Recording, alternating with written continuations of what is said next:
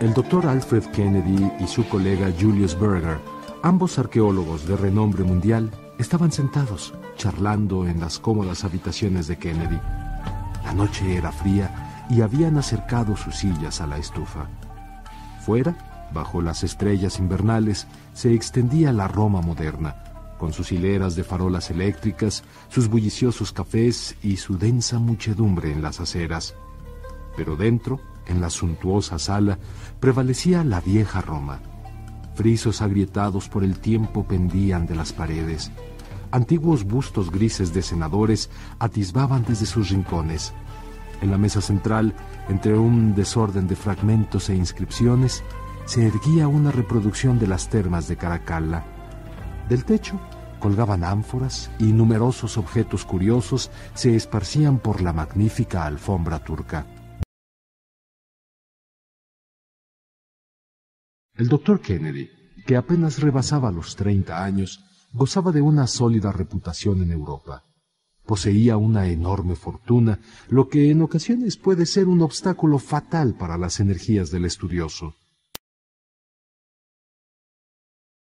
A menudo se había distraído de sus estudios por caprichos y placeres, pero tenía una mente incisiva, capaz de realizar esfuerzos prolongados y concentrados.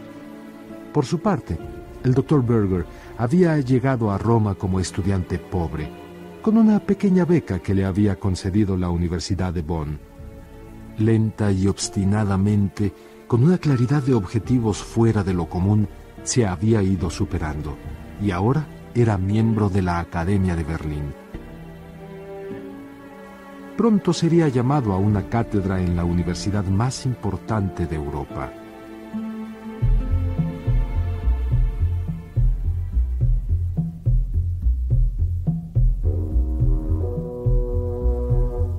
Durante años, los intereses comunes habían aproximado a los dos jóvenes. A Kennedy le divertían la franqueza y simplicidad de Berger, mientras que a este le atraía la vivacidad que hacía de Kennedy un favorito de la alta sociedad romana. Aquella noche, los dos amigos conversaban sobre un reciente hallazgo arqueológico de Berger, un descubrimiento de primer nivel que causaría sensación en todo el mundo. Se trataba nada menos que de una nueva catacumba.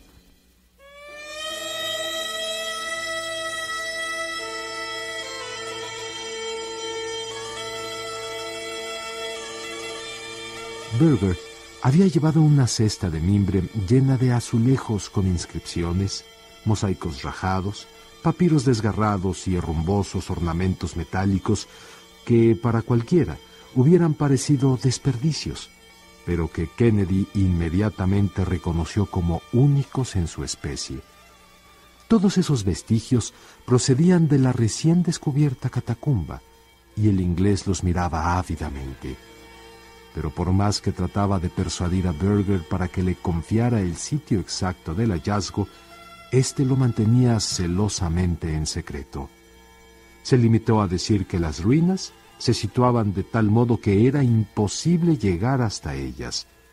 Su fecha era distinta de la de todas las catacumbas conocidas y había sido reservada para el entierro de los cristianos más importantes.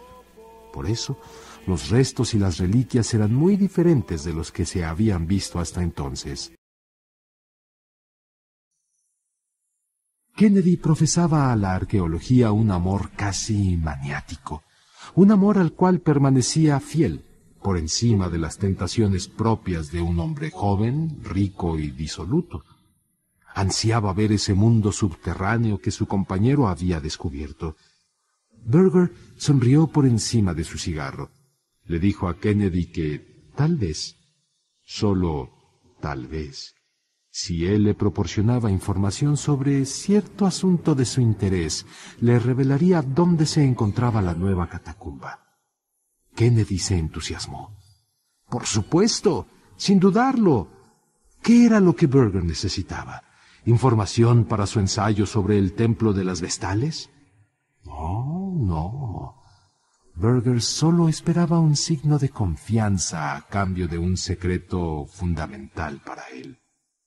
Kennedy le aseguró que respondería a cualquier pregunta.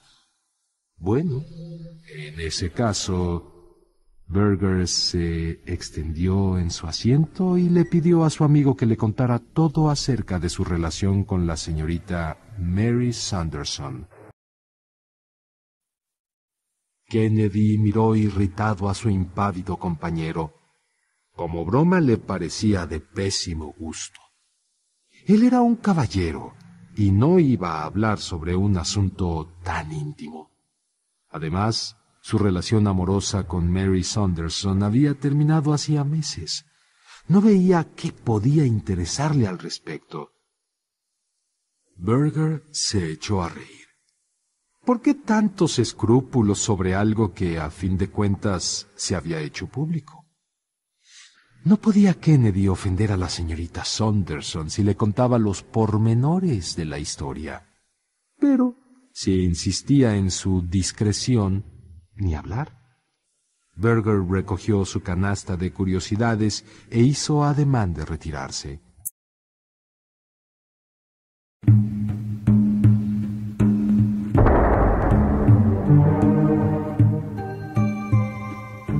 Kennedy lo detuvo, poniéndole una mano en el brazo. En realidad le interesaba muchísimo el caso de la nueva catacumba. ¿Por qué no le preguntaba alguna otra cosa, algo menos excéntrico? No, Berger solo quería saber acerca de sus amoríos con Mary Sanderson. Así que, buenas noches. Berger cruzó la habitación y ya tenía la mano en el pomo de la puerta cuando su anfitrión lo alcanzó de un salto. En fin, Kennedy pensaba que su comportamiento era por demás ridículo. Pero si esa era su condición, no le quedaba más remedio que someterse a ella. Detestaba decir algo sobre una mujer, pero, como el propio Berger decía, el incidente había corrido ya por toda Roma. Y no creía poder agregar nada que no se conociera ya. Berger volvió junto a la estufa y, dejando su cesta, se dejó caer sobre la silla, disponiéndose a escuchar todo sobre la aventurilla de su amigo con aquella simpática muchacha inglesa.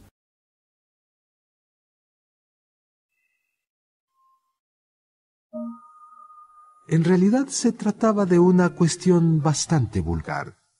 Gracias a su carisma, fortuna y atractivo físico, Kennedy había persuadido a la joven de huir con él a Roma, pero tan solo 3 semanas más tarde la había devuelto a la casa familiar, a donde ella había regresado con el honor y el corazón hecho pedazos.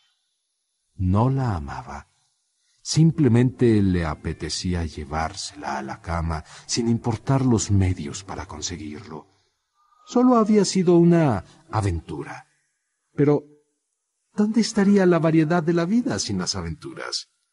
Aunque había cazado muchas presas en su vida, no había trofeo comparable con la conquista de una mujer bonita y recatada. Estaba también la excitante dificultad del asunto porque ella estaba comprometida. Eso le ponía sal y pimienta a la situación porque la manzana que se roba del árbol del vecino siempre es más dulce que la que cae del propio. Berger quiso saber qué había sido del novio de Mary Sanderson. Ella no había mencionado su nombre, aunque si el otro hubiera sido mejor, seguramente ella no lo habría dejado. En fin, Kennedy había cumplido su parte del trato. Ahora era el turno de Berger.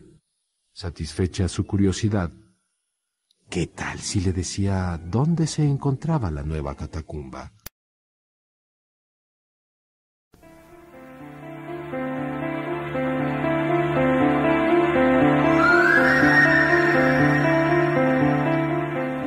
Berger respondió que sería inútil tratar de describir la maravilla que constituía ese magnífico hallazgo.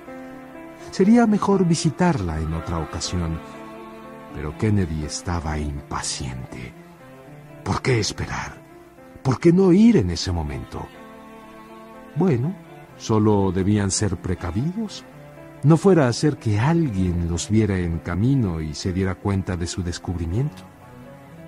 Para mayor cuidado, deberían ir a pie, ya que despertar a esa hora a un cochero sería sumamente sospechoso.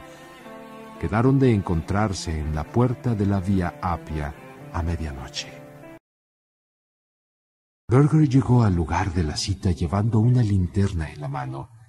Kennedy salió de la sombra para recibirlo y se pusieron en camino. Sus pisadas sonaron fuertes y vigorosas sobre el pavimento de piedra de la que fuera la más famosa carretera del mundo. Avanzaron hasta llegar a las catacumbas de San Calixto y vieron, recortándose contra la luna que salía, el gran bastión circular de Cecilia Metella. El sitio a donde se dirigían estaba a la vuelta de la esquina de la trattoria. Era un camino muy angosto. Berger pasó primero y Kennedy lo siguió por un tortuoso sendero que serpenteaba entre las ciénegas de la campaña. El gran acueducto de la vieja Roma se extendía como una oruga monstruosa a través del paisaje iluminado por la luna,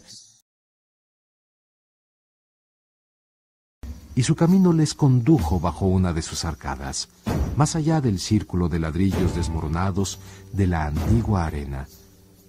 Finalmente, Berger se detuvo junto a un solitario establo de madera. Para sorpresa de Kennedy, ahí estaba la entrada a la catacumba. Era un edificio largo y vacío, con pesebres a lo largo de la pared. Berger le pidió a Kennedy que le ayudara a levantar unas tablas sueltas en el suelo. Debajo había una abertura cuadrada y una escalera de peldaños de piedra que conducía hacia las entrañas de la tierra.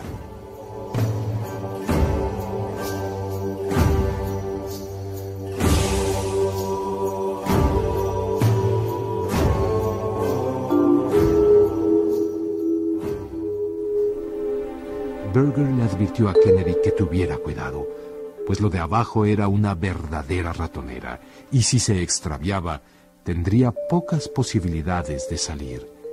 Él mismo había estado a punto de perderse en varias ocasiones, pero gradualmente había aprendido a orientarse. La catacumba era sumamente complicada, porque cada uno de los pasadizos se dividía y subdividía una docena de veces antes de haber recorrido 100 yardas. Descendieron unos 20 pies por debajo del nivel del establo hasta un recinto cortado directamente en la piedra caliza. La linterna emitía una luz temblorosa sobre las resquebrajadas paredes marrones. En todas direcciones había negras bocas de pasadizos que radiaban a partir de ese centro común. Berger entró en uno de los pasadizos y el inglés lo siguió pegado a sus talones. De vez en cuando el pasadizo se bifurcaba, pero Berger seguía, evidentemente, señales secretas hechas por él, ya que en ningún momento se detuvo ni titubeó. En todas partes, a lo largo de las paredes, aglomerados como en las literas de un buque de emigrantes, yacían los cristianos de la antigua Roma.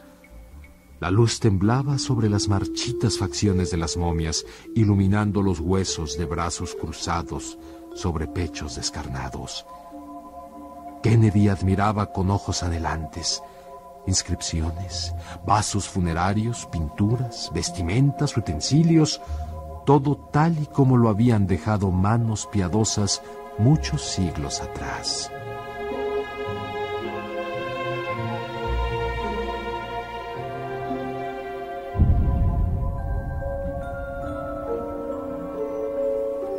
Kennedy quiso saber qué pasaría si se apagaba la luz. Berger le respondió que él traía una vela de reserva y una caja de cerillas. Además, había asegurado un ovillo de cordel a una saliente de piedra en la entrada de la catacumba y lo iba soltando a medida que avanzaban. Los pasadizos se hacían cada vez más complejos y tortuosos, configurando un auténtico laberinto de corredores entrecruzados. Todos ellos terminaban en una gran sala circular, al centro de la cual había un pedestal de piedra rematado por una losa de mármol. Casi en éxtasis, Kennedy advirtió que se trataba de un primitivo altar cristiano. En un ángulo estaba la pequeña cruz de consagración. En los nichos de las paredes descansaban los primeros príncipes de la iglesia con todos sus atributos canónicos. Kennedy fue hasta uno de ellos, contemplando la espectral cabeza metida bajo la polvorienta mitra. No se dio cuenta cuando Berger comenzó a alejarse, ni se alarmó cuando le oyó decir que entre ese lugar y la entrada había no menos de 2000 vías falsas. Sin duda, esa había sido una medida de protección de los primeros cristianos. Incluso disponiendo de luz, sería poco probable que un hombre pudiera salir, pero a oscuras sería sin duda imposible. Y las tinieblas eran algo espantoso. Una vez había hecho la prueba como experimento. ¿Qué tal si probaban de nuevo?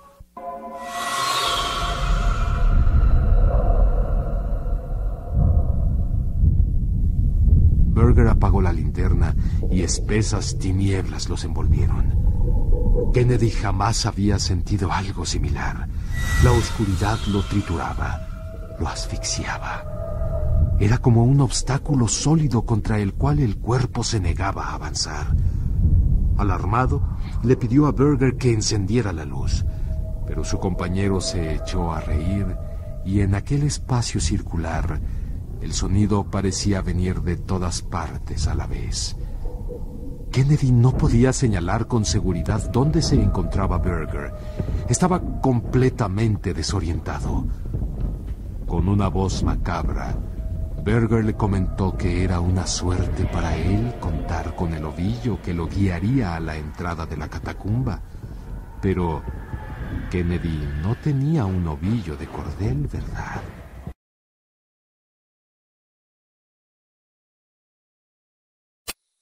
Era una lástima.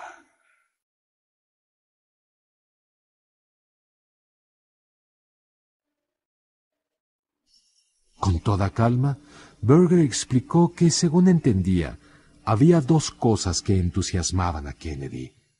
Una era la aventura y la otra el reto de superar cualquier obstáculo. La aventura podía consistir en el modo de salir de ese laberinto.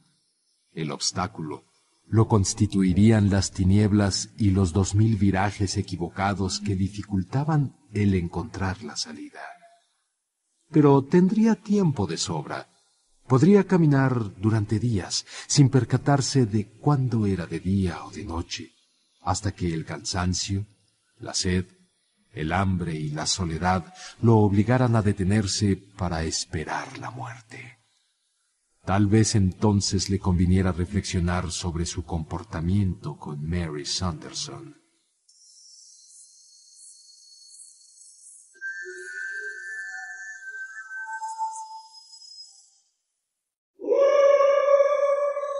Francamente asustado, Kennedy corría en pequeños círculos.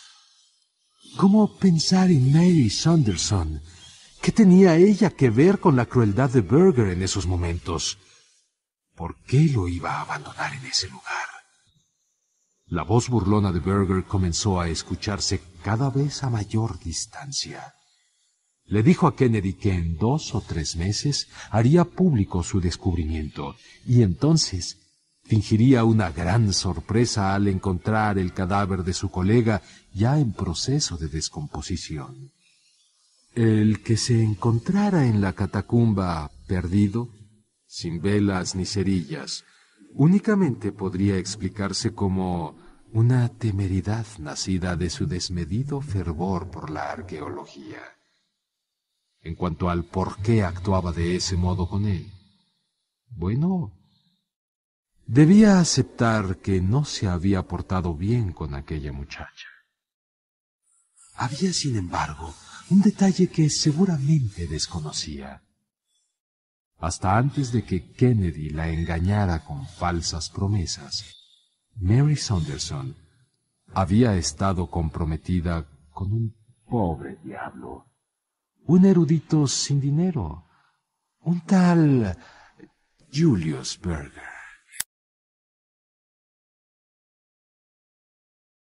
Se oyó un crujido en alguna parte. Luego cayó el silencio en la vieja iglesia cristiana. Un silencio pesado que se cerró en torno a Kennedy y lo envolvió como el agua a un hombre que se ahoga.